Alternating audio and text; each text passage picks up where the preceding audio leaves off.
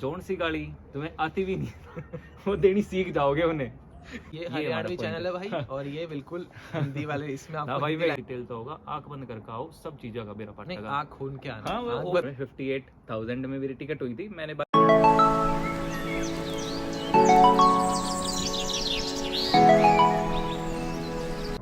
सो basically भाई welcome to Canada. Consultancy same उस पे हुई थी, सेम उस पे हुई सेम थी। कंसल्टेंसी थी हमारी। हाँ सेम कंसल्टेंट अलग थे लेकिन हाँ। कंसल्टेंसी सेम थी भाई। एक मेरे भाई हैं, अभिषेक भाई हैं ये, तो इनसे मैं मिलवाना चाहता हूँ आपको। आप लोग मुझे तो जानते होंगे, बहुत दिनों बाद मैं वीडियो बना रहा हूँ ये वाली। और तो जो लास्ट वीडियो थी वो इंडिया से थी, और ये वीडियो जो है हमारी ये दूसरी कंट्री से है। आपको जो टाइटल होगा वीडियो का उससे पता चल जाएगा, नहीं तो थंबनेल से तो पता चल ही जाएगा। भाई आप अपने बारे में थोड़ा बताओ कि आप कहाँ से हो। भाई मेरा नाम अभिषेक है, मैं हरियाणा से बिलोंग करता हूँ, सोनीपत डिस्ट्रिक्ट से। खरखोदा है मेरा एक छोटा सा कस्बा, मैं वहाँ से हूँ। सो बेसिकली ये वीडियो जो हम बना रहे हैं ये पर्टिकुलर एक उस कवरेज के लिए है कि बहुत सारी एयरलाइंस है, सबका अपना अपना एक्सपीरियंस है, तो बहुत सारी चीज़ें हैं हमारे पास शेयर करने के लिए। बट पहले हम स्टार्ट करते हैं कि हम एयरलाइंस का अपना एक्सपीरियंस बता सके कि भाई आपकी एयरलाइंस कौन सी थी, मेरी एयरलाइंस कौन सी थी, दोनों की कैसी कैसी सर्विसेज थी, किसी का कितना होल्ड था, आपकी कनेक्टिंग थी या नहीं थी, वो सब इस वीडियो में डिस्कस करेंगे। तो भाई हम पहला स्टार्ट करते हैं कि ये हमारे भाई कौन सी एयरलाइंस थे। सबसे पहले भाई आप ये एयरलाइंस के बारे में बता दो, जैसा आपका चेक इन वगैरह का एयरपोर्ट पर है वो बारे में बताते हैं हम पहला। हाँ तो तो बताओ मैं भाई। बताता हूँ आपको। मैंने बुक करी थी एमिरेट्स, और मैंने बुक करी थी अप्रॉक्सीमेटली फेब के एंड में मैंने बुक करी थी, अराउंड 28 या 29 को। और मुझे फ़्लाइट पड़ गई थी लगभग 1,10,000 के आसपास। तो एमिरेट्स मैंने करी थी, कनेक्टिंग फ़्लाइट थी मेरी। तो मेरा पहला जो अराइवल था वो दुबई था, तो दुबई मैं रुका। वाला हबीबी।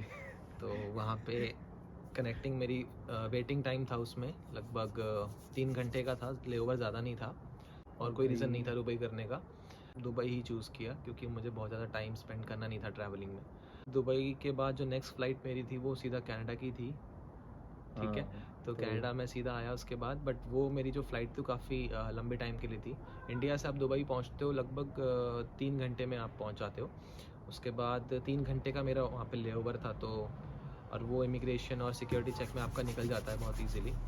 देन फिर मेरी जो सेकंड फ़्लाइट सीधा कनाडा के लिए थी, तो इस तरीके से मैं पहुँचा तो कनाडा। भाई मैं बताता हूँ मेरी फ़्लाइट कौन सी थी, मेरी फ़्लाइट की टिकट कितने में हुई। बेसिकली मेरी जो फ़्लाइट थी वो इजिप्ट एयर की थी। और तो भाई भाई की आपकी फ़्लाइट मैं बताना आपकी चाहूँगा, भाई आपकी की फ़्लाइट बहुत सस्ती थी, तो नहीं मैं नहीं, शॉक आपकी था। टिकट कितने में हुई थी भाई? मेरी लगभग 1,05,000, भाई मेरी टिकट हुई थी 58,000 में, 58,000 में मेरी टिकट हुई थी। मैंने बाकी बाद में सीट बुक की थी, उसके अलग से मेरा चार्जेस दिए थे ऑलमोस्ट मैंने डबल है। 2-3 हज़ार। तो मेरी 63,000 63,000 में मेरी पूरी फ़्लाइट हो गई थी बुक। और बट एक ड्रॉबैक था मेरी फ़्लाइट का सबसे बड़ा, कि मेरा जो कनेक्टिंग थी वो मेरी इजिप्ट में थी, इजिप्ट एयरलाइन थी, इजिप्ट में थी। और होल्ट मेरा लेओवर कम से कम था 14 घंटे, पहले 10 घंटे था। लास्ट नाइट मेरे को एकदम मेल आया प्रिंट आउट निकलवाने के बाद कि 10 घंटे में काम नहीं चलेगा, आपको 14 घंटे रुकना पड़ेगा। जो सस्ती टिकट करवाई आपने तो उनकी थी कि हाँ भाई का कॉस्ट ज़्यादा था, सर्विस अच्छी होंगी मे भी, वो हम बाद में डिस्कस करेंगे। बट 14 घंटे में भाई उन्होंने अकोमोडेशन दिया, 6 घंटे बिठा के, 5-6 घंटे, 3-4 घंटे उन्होंने मेरे को सोने के लिए, खाने के लिए दिया। अब खाने के लिए क्या क्या भाई, अब सर्विसेज आप बता दो फिर मैं कवर करता हूँ। तो यार जिस तरीके का मेरा एक्सपीरियंस था फ़्लाइट के साथ, तो मैं तो मतलब अगर मुझे कोई बोलेगा आउट ऑफ 10 रेटिंग देनी है तो मैं 9 दूंगा। और क्योंकि आप फूड कहो चाहे आप बाकी चीज़ें कहो, कंफर्ट लेवल कहो, या फिर जो लोग थे, जो एक्सपीरियंस रहा मेरा लोगों के साथ इंटरेक्शन रहा, वो बहुत अच्छा था। कोई इशू नहीं था फ़्लाइट में। खाना भी मतलब मेरे पास चॉइस थी, ड्रिंक्स में भी मेरे पास चॉइस थी। हालांकि मैं अल्कोहल वगैरह नहीं करता हूँ, बट जो सॉफ्ट ड्रिंक्स थी उसमें भी काफ़ी सारी चॉइसेस थी। तो खाने में भी चॉइस थी, और खाना भी A1 क्वालिटी का था। देन कॉफ़ी वगैरह आप मांग सकते थे, कॉफ़ी तो आपको जितनी मर्ज़ी प्रोवाइड कर रहे थे, ऐसा कुछ नहीं था। और बाकी चीज़ें भी मतलब एनवायरनमेंट फ़्लाइट का, अंदर लोग, और एयर होस्टेस तो नहीं बोलूँगा, ठीक है। हाँ भाई एयर होस्टेस ही होती बहुत है ही और प्रिटी क्या लोग था। होते हैं वहाँ हाँ। पे, चाहे जो भी उनका स्टाफ था वो बहुत अच्छा था। पर्टिकुलर एयर होस्टेस की बात नहीं करूँगा, मैं पूरे स्टाफ की बात कर रहा हूँ। तो बहुत अच्छे स्टाफ था, बहुत कोऑपरेटिंग था। मुझे मतलब वर्थ लगा कि मैंने इतने पैसे खर्च करे हैं तो मुझे उसका कहीं ना कहीं कुछ बेनिफिट मिला है। तो मैं रेकमेंड करूँगा, अभी भी अगर मुझसे कोई पूछेगा तो मैं यही बोलूँगा कि यार गो विद एमिरेट्स। तो अब भाई बताएंगे आपको कि भाई का एक्सपीरियंस कैसा रहा। मेरा एक्सपीरियंस ऐसा रहा कि भाई मतलब इसका एक्सपीरियंस मैं अपने एंड से रिकमेंड करना चाहूँगा कि अगर बंदे ने कुछ तूफानी करना है ना तो इजिप्ट एयर को बुक कर लो। भाई साहब जोन सी गाड़ी तुम्हें आती भी नहीं वो देनी सीख जाओगे उन्हें। मेरा चेक इन से ही भसड़ स्टार्ट हुई थी, और जो मेरी भसड़ स्टार्ट हुई थी ना भाई, मैं इतना सामान लेके गया था अपनी फ्लाइट में अपने साथ कि वो पर केजी अगर एक्स्ट्रा लेना चाहेंगे तो वो ले लो, मेरा सामान थोड़ा ज़्यादा था। बट चेक इन के टाइम पे ही उन्होंने इतना बड़ा पंगा क्रिएट कर दिया कि आपको नया बैगेज ऐड करना पड़ेगा। मैं कहा ठीक है, नए बैगेज के कितने पैसे हैं बताओ। बोलते कि 29,000 लेंगे। मैं कहा ले लो मैडम, मैं कुछ नहीं निकाल सकता इसमें से। दूसरी मैडम आई, उसने 24,000 बताए, बोलता ले लो, हम नहीं निकाल। मैं बोलता ले लो, मैं सामान नहीं निकाल सकता। भाई फ्रॉड चल रहा उनका अपने आप में ही।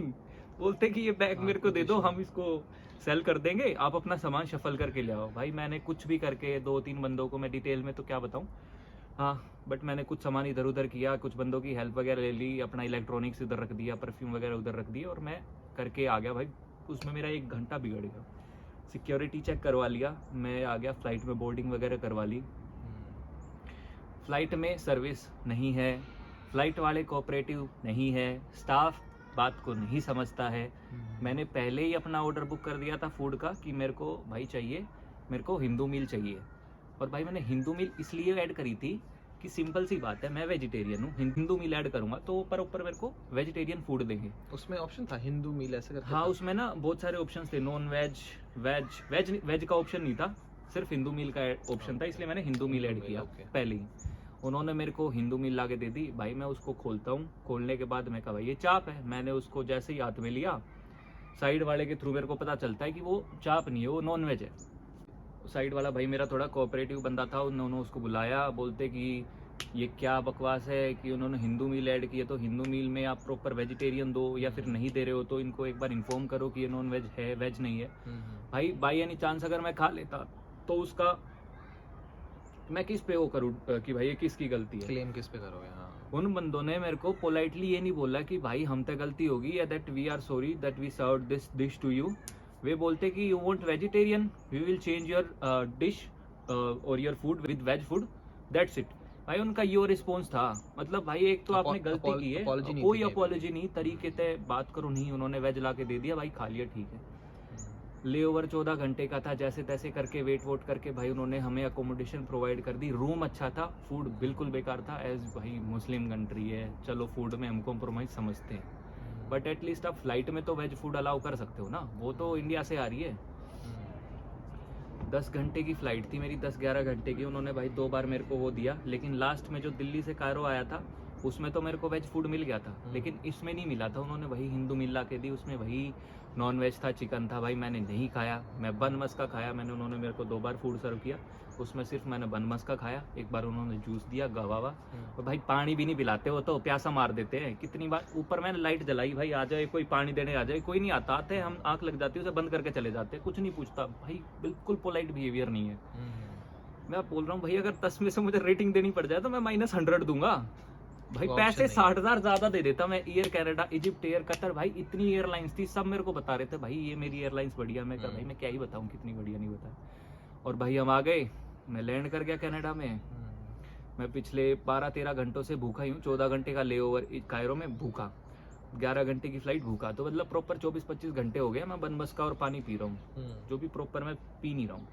तो ये मेरा इजिप्ट एयर का रिस्पॉन्स था। और भाई आप इमिग्रेशन के बारे में बताओ, आपका इमिग्रेशन कैसे हुआ? हाँ, इमिग्रेशन मैं बताता हूँ यार। उससे पहले मैं एक छोटी सी चीज़ ऐड करना चाहूँगा। जैसे भाई ने बताया कि जब इंडिया से भाई का चेक इन हो रहा था तो वहाँ पे भाई को बहुत इश्यूज़ हुए कि आपका इतना वेट ज़्यादा है। आई गेस 1 किलो आपका ज़्यादा था। आपका कॉल आया था मेरे पास, आप बता रहे थे मुझे। भाई मैं ना प्रॉपर ज़्यादा ही लेके गया था, सभी लगेज में मेरा ज़्यादा था। 23 में मेरा 25 था, मेरा कैरी ऑन बैग में 7 की जगह 10 था, तो मैं मतलब 8-10 किलो ज़्यादा था। अच्छा। मैं वेट का ना पर 1000 रुपये देने के लिए तैयार था, जैसे कि मैंने बोला कि मैं एक नया बैगेज ऐड करवा लेता, बट वो एग्री नहीं किया उन्होंने इससे। अच्छा। तो ये था भाई। तो मेरे साथ भी ऐसे ही था यार। एक्चुअली मैं एक चीज़ बोलना चाहता हूँ कि यार वेट ना आप अपने लगेजेस का पहले ही कर लो, हाँ बेसिकली यही है भाई। ठीक है, हर चीज़ करके आओ। बट अगर आप फिर भी आपको लगता है कि नहीं यार मेरा वेट ज़्यादा है और आपको पता है ये चीज़, तो आपको पे करना पड़ेगा।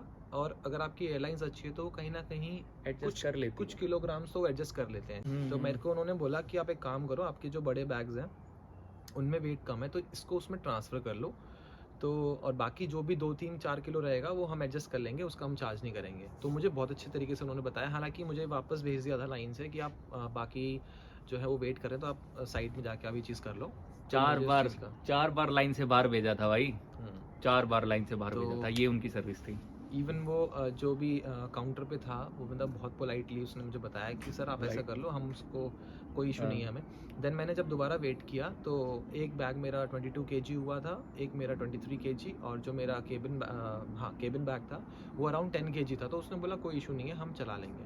तो मुझे उस चीज़ का कोई इशू नहीं आया, मेरा स्मूथली हो गया था। बढ़िया भाई। ये चीज़ थी मेरी। इमिग्रेशन के बारे में और बता दो भाई। इमिग्रेशन यार मेरा, मैं सच बताऊं तो इतना स्मूथ मेरा कनाडा में इमिग्रेशन हुआ, इतना स्मूथली मेरा इंडिया में नहीं हुआ। बेसिकली जब मैं कनाडा में लैंड हुआ था तो यहाँ पे मुझे सिर्फ ये पूछा कि आपका कोर्स क्या है और आप कौन सी सिटी में जा रहे हो, दैट्स इट। बट जब हमारी इंडियन गवर्नमेंट, मुझे नहीं पता वो वहाँ पे क्या किस तरीके से उन लोगों को क्या चीज़ बता रखी, क्या पॉलिसी समझा रखी है उन लोगों को, वो मुझसे मतलब उन्होंने बहुत सारे क्वेश्चंस करे कि आप क्यों जा रहे हो और आप कब आओगे और क्यों जाना चाहते हो, इतना लेट क्यों जा रहे हो, आपकी स्टडीज़ अब ख़त्म हुई थी तो आप क्या कर रहे थे, ठीक है, और कनाडा ही क्यों जा रहे हो, ठीक है। तो काफ़ी सारे क्वेश्चंस उन लोगों ने करे जिसका कोई मतलब नहीं बनता, बट ठीक है, वो लोग अपना प्रोटोकॉल्स फॉलो कर रहे हैं तो हमें कोऑपरेट करना चाहिए उनसे। बूट्स, मुझे पहली बार पता चला था कि आपको बूट्स नहीं पहनने हैं, क्योंकि अगर आप बूट्स पहन के जाते हो तो बूट्स आपके रिमूव करवा देते हैं, मतलब उतरवा देते हैं बूट्स। जब आप अपना केबिन बैग होता है जो आपका, उसमें जो भी आप सामान रखते हो ना, वो बहुत छोटा छोटा सामान मत रखो, क्योंकि आप यार काफ़ी तरीके से उसको अरेंज करके आए हो, घर से पैक करके आए हो, फिर आपको उस केबिन बैग को खोलना पड़ता है, क्योंकि चेक इन वाले तो चले जाते हैं, आपके पास केबिन बैग रहता है तो उसको आपको खोल के सारी चीज़ें सिक्योरिटी चेक में दिखानी पड़ती है। तो फिर अगर आप बहुत छोटी छोटी आइटम्स लेके आओगे ना, तो उसको आपको कलेक्ट करके दोबारा से अरेंज करने में इशू, मतलब थोड़ा टाइम लगता है। इशू तो खैर कुछ नहीं होता, टाइम लगता है, टाइम कंज्यूमिंग होता है। और एक भाई थोड़ा ना रिस्पॉन्सिबल रहो अपनी चीज़ों के लिए। मैंने जो गलती की थी ना, मैं कनेक्टिंग फ्लाइट में कायरो ना इलेक्ट्रॉनिक चीज़ को अलग करके ना अपना लैपटॉप वहीं पे भूल के आ गया था, बोर्डिंग करने चला गया था। बट फिर उन्होंने दोबारा इलेक्ट्रॉनिक चीज़ चेक की तो मेरे को याद आया कि भाई मेरा लैपटॉप तो वहीं रह गया। तो मैं दोबारा गया, अपना पासपोर्ट उनको सबमिट करवा के, भाई बहुत पंगा रहता है। अगर तुम्हारी फ्लाइट ऑन टाइम होती ना तो भाई तो या तो तुम लैपटॉप छोड़ते या तो तुम फ्लाइट छोड़ते। तो और लैपटॉप भाई मेरा महंगा था, 70-80 हज़ार का था, इतनी तो मेरी फ्लाइट भी नहीं थी और मैं कायरो में रुक भी नहीं सकता था। तो ऑब्वियसली लैपटॉप ही मैं छोड़ता भाई, ये तो पंगा रहता है। इमिग्रेशन का और बता देते हैं कि कनाडा में स्मूथ कितना टाइम लगा था भाई आपको कनाडा में? यार कनाडा में एक चीज़ थी कि जब पर्टिकुलर आप डेस्क पे पहुंच जाते हो तो वहाँ पे आपको टाइम नहीं लगता, वहाँ पे टाइम मुश्किल से मुझे लगता है 2 मिनट मुझे लगा था। बस वो वेटिंग कितनी हुई थी, मतलब वेटिंग आपका यार total बहुत सारा ज़्यादा process? थी, क्योंकि बहुत सारे लोग थे। मैं सुबह यहाँ पे आई गेस 10:30 या 10:30 में यहाँ पे लैंड हुआ। उसके बाद मुझे 4 बज गए थे। अरे भाई तो काफ़ी उसमें टाइम लगाया उन्होंने। हाँ, एक चीज़ हुई कि जैसे उन्होंने वो मतलब 20-20 लोग करके एक ग्रुप में बुला रहे थे, 20-20 स्टूडेंट्स को। तो जैसे ही मतलब 20 स्टूडेंट्स को बुलाया उन्होंने, तो अंदर बिठा के पहले उन्होंने स्टडी परमिट सबको पकड़ा दिए। देन उन्हें फिर एक लाइन में लगना पड़ा, और जितने भी काउंटर्स थे वहाँ पे वो जा रहे थे, अपना डिटेल्स बता रहे थे और वापस आ रहे थे। तो कनाडा में सिर्फ टाइम लगा, बट ऐसी हसल नहीं थी कि क्वेश्चनिंग ज़्यादा नहीं थी आपको लेकर। तो थोड़ा सा नर्वसनेस हो जाता है इंसान ऑब्वियसली को। भाई, एकदम वो तो क्वेश्चन पूछते हैं तो मतलब हाइप बना हाँ। देते हैं लोग कि यार वो बहुत कुछ पूछते हैं। ऐसा कुछ नहीं, आप कॉन्फिडेंट रहोगे ना, आपको 2 क्वेश्चन पूछते हैं। आपको भी शायद 2 ही क्वेश्चन पूछे थे। हाँ, मेरे से तो बस ये पूछा था कि अब कौन सा कोर्स है और कहाँ जा रहे हो, बस दैट्स इट। मुझसे भी यही पूछा कि हाँ बस आपका कोर्स क्या है और आपकी सिटी कौन सी है और कॉलेज, बस ये पूछा था, दैट्स इट, कुछ भी नहीं था। बट जितना भी प्रोसेस होता है ना वो भाई बस ज़्यादा टाइम कंज्यूमिंग होता है। मेरी भी जैसे फ्लाइट लैंड करी थी 12:30 के पास, तो मेरे को वहाँ से निकलते निकलते 7 बज गए थे भाई। हाँ, तो ये ज़्यादा है टाइम कि कंज्यूमिंग थोड़ा सा था। और बाकी डिटेल भाई ने सारी बताई दी है कैसे क्या प्रोसेस हुआ है। तो बस टाइम 6-7 घंटे भाई। और एक और हमारी क्लासमेट कह लो या फिर बैचमेट या कॉलेजमेट, उसको कम से कम 13.5 घंटे लगे इमिग्रेशन में। अच्छा। और बंदों ने ना सिर्फ डोरिटोस प्रोवाइड किए कि भाई ये खा के पेट भर लो। उनकी भी एमिरेट्स ही थी, बट हाँ। उनकी फ्लाइट उन्होंने खुद कहा, ये मेंशन किया कि एमिरेट्स की तरफ से कोई इशू नहीं था, हाँ, एमिरेट्स इशू की था तरफ से। यहाँ पे जो पियर्सन पे वो उतरे थे YYZ पे, बेसिकली यहाँ पे मेन इशू था। जो इशू रहता है ना कि बहुत सारे फ्लाइट्स आ जाती है, इजिप्ट एयर आ जाती है, एयर कनाडा आ जाती है वो डिले और होने की वजह एमिरेट्स से से हो होती है, गया तो था, बहुत हाँ। सारे स्टूडेंट एकदम इकट्ठा हो जाते हैं 100 हम्म। 200 100 150, तो इसलिए ये इशू हो जाता है भाई, क्योंकि पूरे कनाडा में ओवरऑल आ रहे हैं कितने स्टूडेंट आते हैं अब, हम्म। तो इसलिए भीड़ हो जाती है, तो बस भाई। उनकी फ्लाइट टाइम पे हाँ। थी, लेकिन जो दूसरी फ्लाइट्स थी हाँ, उनके तो डिले फिर- होने की वजह से बच्चे मतलब हाँ, क्राउडेड हो एकदम गया ज़्यादा और हो फिर वो जाते लेट हैं। हो गए इमिग्रेशन में, तो ये इशू आया था। अदरवाइज एमिरेट्स, उनकी भी एमिरेट्स थी और उनका भी एक्सपीरियंस काफ़ी अच्छा रहा, फ्लाइट के थ्रू जो उन्होंने बताया हमारे को सेम ही चीज़ थी। हाँ, तो भाई बाकी तो बेसिकली यही चीज़ है बस। और कोई भाई दिक्कत होगी तो हम बाद में बता ही तो देंगे, अभी ऐसी तो कोई बात है ये नहीं। सीरीज आती रहेगी और हम बेसिकली नॉर्थ वे में हैं, हाँ। और आप अब यूट्यूब पे भी चेक करोगे तो नॉर्थ वे में आपको नॉर्थ वे के मतलब डिटेल्ड वीडियोस जो हम बनाएंगे या हमने हाँ, वो बना रखी है बेसिकली अभी, भाई किसी ने यहाँ पे ना इस एरिया भी को बनाई अच्छे नहीं से है। कवर नहीं किया है, ना तो कोई तो कॉलेज ड्राइव हाँ। कैनाडोर का कैंपस है नहीं कवर कर रखा है, कॉमर्स हाँ। कोर्ट है नहीं कवर कर रखा है, सिर्फ पता है कि नॉर्थ वे है एक जगह, बट हम कोशिश हमारी पूरी यार होगी कि भाई हमारी एक चीज़ ने थोड़ा अच्छे से डिटेल में समझा पाओ लोग गति पहुँचा पाओ, जिस तरह आने वाले कोई स्टूडेंट है तो उन्हें कोई दिक्कत ना हो। ये हमारा हरियाणवी point चैनल है भाई, और ये बिल्कुल हिंदी वाले, इसमें ना आपको भाई हिंदी मैं लैंग्वेज हिंदी में, इंग्लिश हरियाणवी सब चलेगा। ठीक है? यहाँ पे आपको हरियाणा में कंटेंट मिलेगा, यहाँ पे हिंदी में मिलेगा, इंग्लिश में मिल जाएगा, भाई के पास इंग्लिश में मिल भाई जाएगा। इंग्लिश में मिलेगा भाई, ठीक है? थोड़े हमने इंग्लिश ना आती सब में इंग्लिश मिलेगा। बस इतनी आती है। तो और दूसरी बात, हम लोग इतनी मेहनत इसलिए भी करते हैं क्योंकि यार हम लोग जो इश्यूज फेस कर रहे हैं ना अभी, करंट सिचुएशन जो हमारी है, तो यार मतलब हमें किसी से वो नहीं है, कोई लालच नहीं है, हमें किसी से पैसे नहीं कमाने, हम जस्ट, हमारे अगर सब्सक्राइबर नहीं भी बढ़ रहे, व्यूज नहीं भी आ रहे, डजंट मैटर, अगर 5 लोग भी देख रहे हैं तो कोई दिक्कत नहीं है, 5 ही काफी ठीक है भाई, कोई 5 दिक्कत बंदों का तो नहीं। बेसिकली बेनिफिट होगा। मतलब किसी ही ठीक से है? थी भैया वीडियो पहुंच जाओ हाँ। कि वो बंदा उस चीज ने समझ के कि हाँ ये चीज ऐसे होनी थी, बाकी इसमें डिटेल हमने इतनी शायद कवर नहीं करी है, बट हाँ पॉइंट टू पॉइंट हम एक डिटेल वीडियो डालेंगे जिससे कोई भी एक नया स्टूडेंट आवे तो उसमें यूं ना लगे कि भाई हम दूसरे देश में जा रहे हैं, हम कौन सी स्टेप पे क्यों कर करेंगे, कोई दिक्कत ना है भाई, नई वीडियो आऊंगी उसमें सब डिटेल तो होगा, आंख बंद करके आओ, सब चीजों का मेरा नहीं, पटेगा। आँख खून के आना, हाँ, वो आँख बंद- ऑब्वियसली भाई ये एक कहावत है कि आंख बंद करके भरोसा हाँ, कर सकते हो आप भाई हम पे बातों ट्रस्ट पे कर सकते हो कि इस बिल्कुल। काउंटर पे जाके ऐसे ऐसे होगा सब चीजें, ठीक है। ठीक है, और एक और चीज, हाँ। हम सारी चीजें बाय वॉक ही कवर करते हैं, हम कोई बसेस या अपनी, हमारे पास कोई कार नहीं है, ऐसा कुछ कन्विंस नहीं है, हाँ। अभी तो लैंड हुए हम, तो बसेस भी नहीं हम यूज करते हैं, पैदल इसलिए ही वॉक करके इसलिए बता रहे हैं और जा रहे हैं, चीजों को एक्सप्लोर कर रहे हैं, ताकि आप लोगों को छोटी छोटी चीजें भी वीडियो में देखने को मिले। फिलहाल बैठे हुए कॉमेडी ठीक है। नहीं। ठीक है, तो आपको हाँ। ये इन चीज का फ्यूचर ऐसी benefit चीजें है, देखने को हमारी मिल सकती वीडियोस है। को अगर आप देखते हो तो आपको ये चीज का बेनिफिट मिलेगा। तो चलो। ठीक है, आज की वीडियो के लिए इतना ही है, हाँ, बाकी फिर हम देखते हैं नेक्स्ट कंटेंट किस पे बनाना है आप लोगों के लिए जो यूजफुल होगा। चलो भाई, ठीक है, हमारी आपको तरफ अच्छा से लगता है तो लाइक हम कर हैं। देना। राम राम। Bye bye.